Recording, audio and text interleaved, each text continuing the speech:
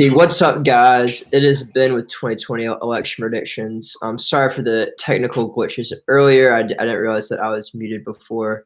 But today we are going to be talking about kind of a movement in the polls that's happened. We've seen a lot of polls come out recently from all the critical swing states like Florida, Pennsylvania, Michigan, Wisconsin. And I mean, these are all going to be the places that decide who our next president is going to be, whether it's Trump or Biden. All these other states that people might be talking about: Texas, Georgia, Ohio, like California. I mean, obviously, these states are really not going to matter in the grand scheme of things. But what I think is pretty startling is what differences we are seeing within these polls among different demographic groups that pollsters like to look at. One poll in particular that I thought was pretty interesting was one from Florida that is suggesting that Trump is doing a lot worse with voters ages 65 and above, which Florida has a lot of, especially like a lot of kind of people who are retired who kind of moved to Florida for the weather. But he is hemorrhaging a lot of those voters. But based on this last poll that came, it was an NBC Marist polls. It's showing that he's actually gaining among Latino and Hispanic voters, especially the Cuban Americans who immigrated from Cuba. And I mean, it's pretty normal for the Cuban voters typically to be more conservative than Hispanics at large. But what is very interesting is that Trump is actually gaining. It appears with these polls so far that Trump is actually gaining Hispanic support than he did from 2016, and I think there could be a few reasons from this. I think what was like probably the main part of Trump's 2016 campaign was like build the wall. And I think one kind of theme that was projected in that race that the media kind of was like portraying a lot is like Trump's clip when he was saying the Mexico isn't sending their best people; they're sending the rapists, the drug dealers. So like that was kind of played on repeat. But now we know that the 2020 race is not going to be decided on like the wall. I mean, I think it's mainly going to be focused on the economy. I think it's going to be focused on kind of the coronavirus response. I think it's going to be focused on like kind of what we're seeing on the streets, like with some of these protests, on whether you're kind of for them or against them, and whether you kind of want to focus on the ones that have turned violent or the ones that have turned peaceful. And then also, I would probably just say kind of the culture. I think that a lot has changed kind of with just the political culture, kind of the politically correct different things. I mean, it's kind of been hard to avoid unless you're living under a rock. So I think that will also have a pretty big effect on the 2020 election. Okay, guys. So I really want to answer a bunch of your questions. Just going to the chat right now. Right now, I only have 8 people watching. Hopefully, we can get that up to 20 or 30 or 40. Maybe we can break a record. But I'd love to kind of hear your feedback on what you've been seeing recently, and if you think that these demographic changes will stay. Because right now, just looking at there's a NBC News article that's kind of just shows the differences between 2016 and 2020 in terms of the different demographic groups. It appears that Biden, his biggest gain is among 65-plus-year-old voters. Trump won them by 15% in 2016. Right now, Biden and Trump are about even with them. And with whites with college degrees, it appears that Biden is gaining upon Clinton's performance. Where Trump is about even is whites without college degrees. It's about pretty stable. And also where Trump is gaining is among Hispanic and marginally among Black voters as well. So among Hispanic voters, it appears that Biden is underperforming Hillary Clinton by about 10 points, and Trump is gaining by about 2 to 3 points. And among black voters, it appears that Biden is underperforming Hillary Clinton by about 10 points, which is pretty interesting because I think the black voters, especially in South Carolina, are kind of who put Biden over the top in the very contested Democratic primary. So that definitely had an effect. But interestingly enough, it appears that Trump is actually gaining on his black support, which I think is a news story that not a lot of people have touched, and because I think it kind of confuses a lot of people. But you've seen some like prominent black conservatives kind of pop up, like Candace Owens, and there's several of them, and that is actually a place where the Trump campaign has spent a lot of money on trying to increase black outreach, and some people say that this kind of is a waste of money, that the GOP always tries to do this, but at the end of the day, it doesn't work. But I think for the future of the Republican Party, they're going to have to reach out more to a more diverse group of voters, because I think they're realizing with the demographics of the U.S. that the Republicans can't kind of just focus on their base, which is primarily white. So let me kind of look at y'all's chats and kind of maybe answer some questions here or there. And I want to remind y'all about the super chat feature. So if you really want me to answer a question, you can click on the $ on the bottom, and you can just type in like $2 to $5, and you can answer me a question. It'll pop up, and it'll be like a really cool color, and everyone will be able to see it. So, do you think that Trump will win Wisconsin? He is down by 6 in the Real Clear Politics, just like in 2016. So I think that right now Biden is definitely favored in kind of all of the 3 Rust Belt states that Trump won in 2016. However, Trump was kind of down by similar margins in 2016.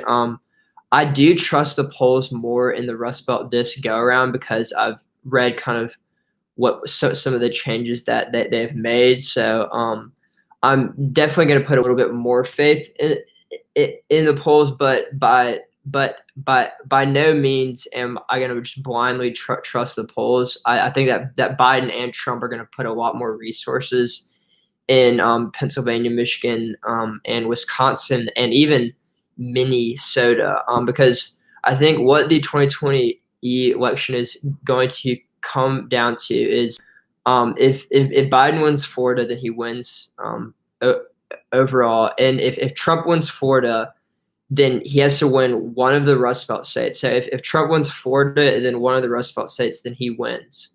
The popular vote doesn't matter at all. Right now, I think out of all of the Rust Belt states that Trump has like the best chance, and I'd probably say it's Pennsylvania, or maybe Wisconsin. I just saw a video on Red Eagle's channel that had Trump winning Wisconsin and Michigan, but not Pennsylvania.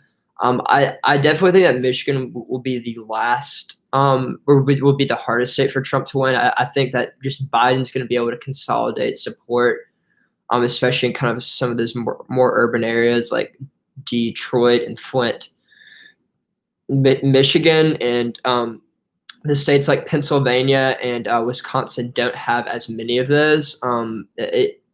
If you look at the demographics of all these states, we see that Michigan does have a higher black population than Pennsylvania and Wisconsin, and that black turnout was down a lot in Michigan, but I really expect black turnout just across the board, just in all the states, to be up. I think in Michigan it's going to be especially up because there's going to be a massive get out the vote campaign, maybe on both sides. But that'll be pretty interesting. So I'm gonna turn to the chat to answer some of y'all's questions, and I just want to remind y'all about the super chat function, and I'll kind of like focus on whatever y'all want me to with the super chats. Let's see. So who would win, Herman Cain or Barack Obama? Probably Barack Obama. I'm not going to focus too much on that question. I think one thing that's pretty interesting. Yeah, I do agree that Latinos in Florida are not different than Latinos at large. So that I think that Trump could do a lot better with the Latinos in Florida, but maybe not do as well with the Latinos in Arizona. And I mean, Arizona, just looking at the polls, I think will be kind of the biggest change from 2016. Trump won Arizona by 3.5 points in 2016. But I mean, there was one Fox News poll that had Biden up by 9 points in Arizona, and we've seen that the Trump campaign has actually pulled a lot of campaign funding out of the state of Arizona. So I think that's one state where, yes, we're definitely seeing that an increased Hispanic population is probably going to help Biden a lot. And we'll definitely want to see the exact margins. And one thing I also think in Arizona is just on the Senate level that's affecting the presidential campaign. We see that Mark Kelly, who is the astronaut, is a very good recruit for the Democrats. Do you think sleeper states like Maine, Alabama, or is that Alabama or Maine at large or Minnesota get closer or not? Um, I think that Minnesota has the potential to be a swing state. I really don't think Maine will be as much. I think that New Hampshire and Maine are not going to be as close as kind of some of the more kind of Rust Belt states. I think Maine's second congressional district is probably a toss-up at this point, but its first district is going to be pretty safe blue, and I think it's going to move the state. Definitely in Biden's column. I don't know about the new polling in Minnesota. There's one poll that had it completely tied, but I think just looking at the average of the polls, we do see that Biden is up. But like just like similar margins in the Rust Belt. So I think that Minnesota could be to the right of Michigan, but maybe to the left of Wisconsin and Pennsylvania. Let's see.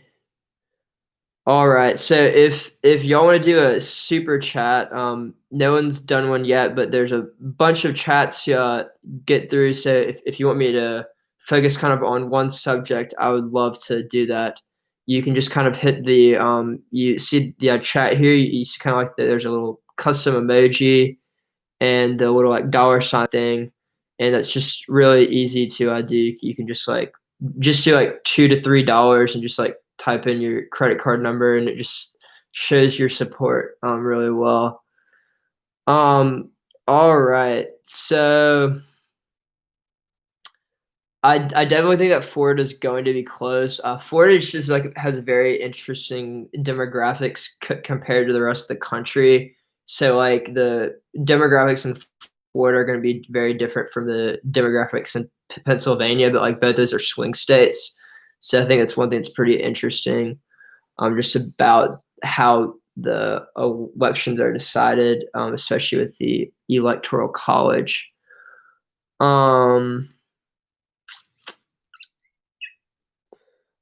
I think Minnesota could be. I think Minnesota is going to be very hard to poll. If we actually look at the polls compared to the actual results in the 2016 election, which was Donald Trump versus Hillary Clinton, the state where the polls were the most off were in Minnesota. No one thought that Minnesota was going to be a swing state, and Trump lost it by 1.5 points. And I mean, Trump was even saying afterwards, if I had held like maybe one or two more rallies in Minnesota, then maybe he could have won it. But I think that the Rust Belt in general was just completely overlooked, especially by the Clinton campaign, just because I think the polls were very wrong. And I mean, the polls have really never been that wrong in kind of recent political history. I mean, we see, I mean, there's been some pretty egregious examples, but I think people kind of thought with increased polling technology with online polls with like cell phones, that like we would get better polling. But like I mean 1948, there was pretty bad polls because everyone thought that Dewey was going to win. There was that famous newspaper story where President Truman's holding up the Dewey defeats Truman. But we saw that kind of Trump did the same thing in 2016. It's actually kind of ironic, like TURM, Truman, Trump. I actually just realized that. But I think that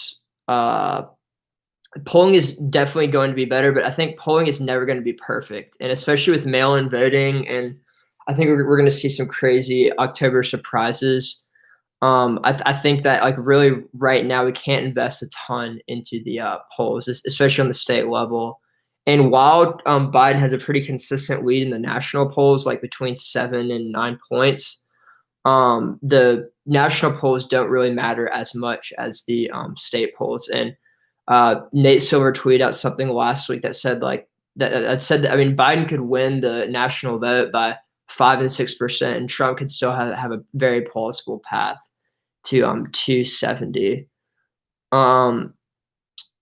If we look at where Hillary Clinton spent her money in 2016, she spent more money in South Carolina than she did in Michigan, even though, I mean, South Carolina was not a state that I don't think anyone thought left or right that was going to be competitive.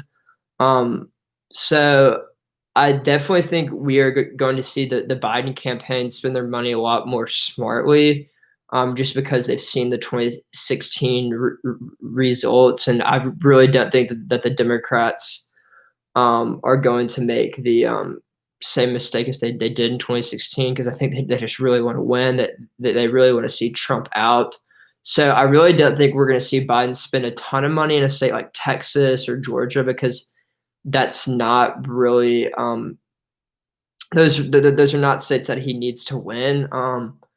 Nancy Pelosi did say that like she wants Biden to kind of win by a large margin so that it can't be contested. But I think that's going to be less of a concern, especially when you have finite campaign resources. And I think that Biden's definitely going to focus a lot in Arizona, Florida, and the Rust Belt. And I mean, I think we've already seen that Biden is starting to have a financial advantage over Trump. I think Biden raised like $360 million in the month of August. And like I think Trump raised about 222. So I think we're gonna definitely see that Trump's gonna be a little bit more efficient with his money. That there's been reporting that when Brad Parscale was Trump's campaign manager, that they kind of squandered some money there, like maybe on the TV ads for the Super Bowl, and even targeting ads in Washington, D.C., just so that the president would see it. But yeah. All right. So yeah, I've been on here for about 18 minutes. I'm probably gonna head off pretty soon. But if you'll have any kind of like last questions, I'd love for y'all to use that super chat function. So what do y'all want me to talk about for the kind of like the last 5 to 10 minutes that we have here?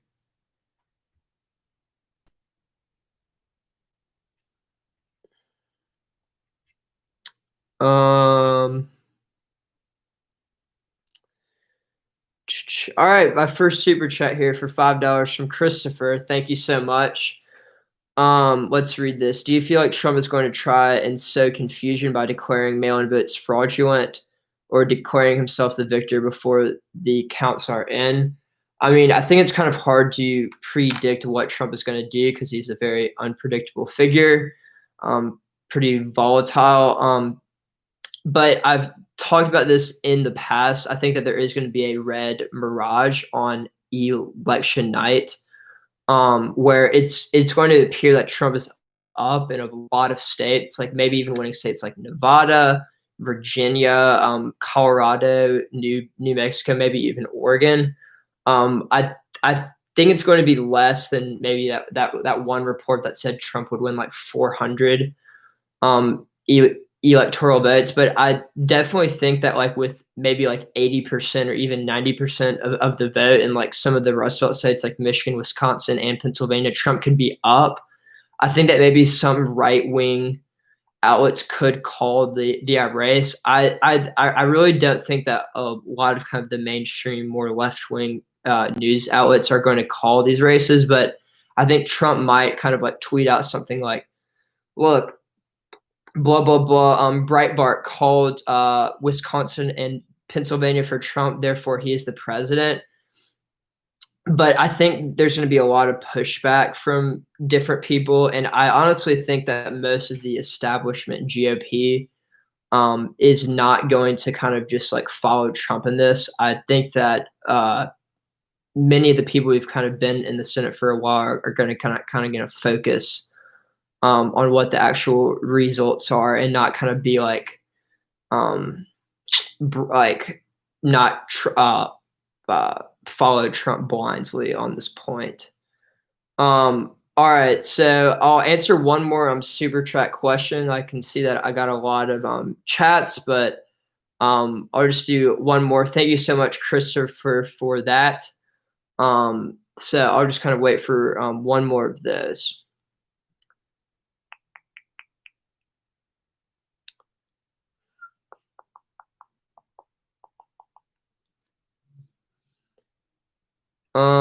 So I'll just kind of read some of the chats while I'm rating. Joseph Warren says Biden will get under 80% of the black vote. I think that might be possible. I think that Hillary Clinton definitely in 2016. I think Biden will get less of the black vote than Hillary Clinton did, which is interesting.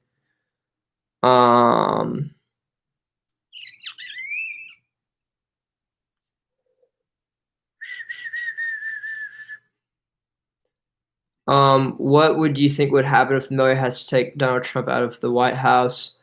I honestly think that Donald Trump will leave if he loses. I don't think that would be kind of a huge concern. I think it'll just happen. I don't think we're gonna have to worry too much about that. I think one thing that could kind of become more of a concern is like the election being decided by the Supreme Court or different kind of like lawyers here and there. All right, guys. I think I'm gonna head off unless I kind of get a new super chat in the next minute. Thank y'all so much for watching my stream, and I'll try to come up with some new videos here and there. I'll try to go live pretty soon up until the future. Thanks, guys.